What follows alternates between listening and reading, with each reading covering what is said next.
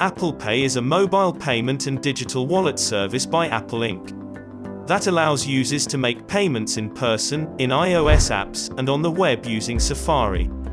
It digitizes and can replace a credit or debit card chip and PIN transaction at a contactless-capable point-of-sale terminal. It does not require Apple Pay-specific contactless payment terminals. It works with any merchant that accepts contactless payments. How to purchase apps with Apple Pay on iPhone. Launch App Store on your iPhone. Tap on the search icon from the bottom and type the name of the app you want to buy. Once you have found the app, tap on the price of the app and then tap on Buy with Apple Pay button. Up next, you'll need to review the payment information along with the contact details.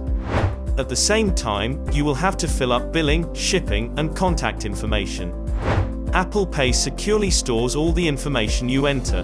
Therefore, you don't have to enter the required information again.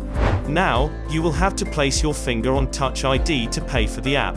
Once your payment information has been successfully sent, you should see Done and a check mark on your iPhone screen.